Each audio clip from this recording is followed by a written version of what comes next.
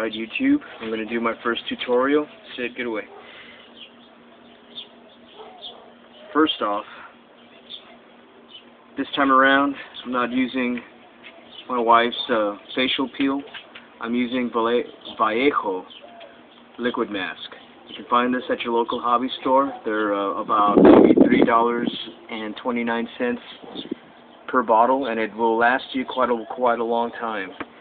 So basically what you need to do is you just start off as you normally would with paint, and it's a good idea to start off with an ugly, bad, beat-up brush if you've got one. This one has got old paint in there and liquid mask from earlier, and it's all frayed out, and this is really one of the ideal brushes that you want to use since it is frayed out. This is what's going to make this is going to make the distressing a little more convincing. So you don't need a lot, but you want to start off with wetting your tips, and you can start off by making a big spot in the middle, depending on the scale of what you're working on. Smaller the scale, the smaller spots you want to do, and you don't need to put down a lot of pressure.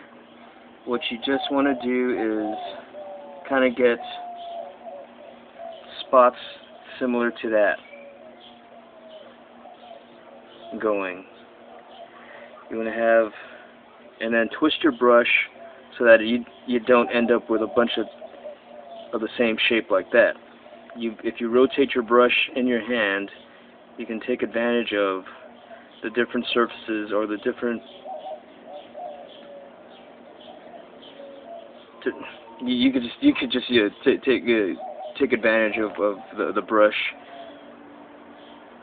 as it is right there. Sorry, it is hard for me to talk and chew bubblegum at the same time. And an added bit of grit. I have some regular salt right here. Sea salt works ideally, but you can use regular Morton's table salt, and you just sprinkle it on the edges of what you've already painted. This will add a little bit of extra grit. This will add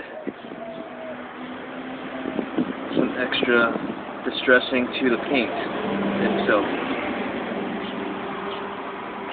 You just sprinkle the salt on, and you don't want to do this at the kitchen table, or your wife will yell at you, because this is going to make a mess inside. And once you have salt on there, you can just shake off the excess and continue about your merry way. Again, you don't need a lot of pressure when you're doing this, and as random as you can make it, just makes it all the better. So again, this is just liquid mask going on to your first base coat, which is going to either be the lighter coat of paint or the darker shade. This paint is just going to be what is seen underneath. So if you need to have a rusted finish underneath your paint, then it's a good idea to go ahead and do the rust before you actually start this process. So again with the salt. And once this sets up, your next step really is to go ahead and spray it. You can use any color. I've got a gloss black here, and I'm gonna take this off camera. You also want to let this dry. I don't think I have to tell you to let this dry, but it's a good idea. This is already setting up. This is still going to be a little wet.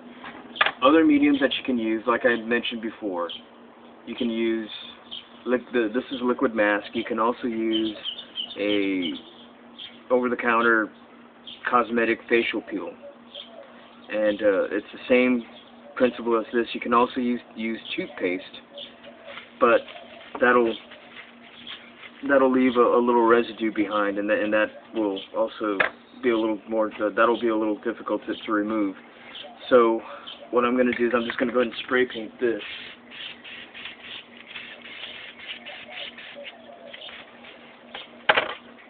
And the next step basically is to let that set up. You want to let that dry maybe overnight, let it dry a few hours.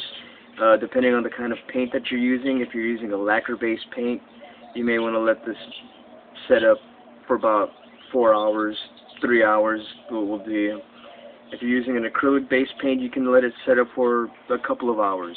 But ideally, it is best to let this set up overnight. And that's the end of step 1. I'm going to steal a little technique used mostly in cooking shows. I already have a sample with the next step done. This was sprayed with a different color, obviously, but you can see the salt underneath it, underneath the paint. And when your paint sets up, let that bird finish. When the paint sets up, all you really need is a finger, or you can use a paper towel. But you can start by removing all of the salt. And the more you rub, it's going to grab that liquid mass that is already under there. And as you can see, it's already peeling up nicely. Again, this is a different color. I spray painted my first sample with black. This is an intermediate blue Model Master color. And you also want to make sure you get rid of all of your masking solution underneath here, because if not, once you move on to the next step, it may peel up again, or it may continue to peel up. So salt comes off first, and the harder you rub, that's when the masking solution starts to come up. This is not a hard technique at all, and really, if you can keep this as random as possible, the better the effect will look. If you're trying to match up a specific pattern, I suggest matching up the general shape of what it is you're trying, to do. But trying to match a technique, trying to match up some chipping off another model is almost near impossible, in my opinion. So that's what you end up with. Again, you want to kind of continue removing all of the liquid mass that is on the surface. If not, it will continue to lift. I use my finger. Again, you can use a paper towel, a very light grit sandpaper, but I don't want to add any additional distressing to this, so I usually use my finger. And you just keep working it and working it. This is the exact technique that I used on the Fine Molds Slave 1. This is also a technique that I've used on a land speeder before. This is great for achieving a multitude of effects. I know a lot of guys like to keep their cars pretty clean and pretty close to looking like they just rolled off the showroom floor, but if you want to have a dirty, dingy looking car, this technique applies as well. And again, you just want to be sure that you remove all of the solution that you've applied. So, remove the excess, clean it up before your wife gets home, because it will be an alarming mess if she sees it. So, and once you're done, again, another pass with a paper towel will remove the excess that is still left behind. But that is how you do paint chipping. Actually, I'm sorry, this is how I do all of my paint chipped effects.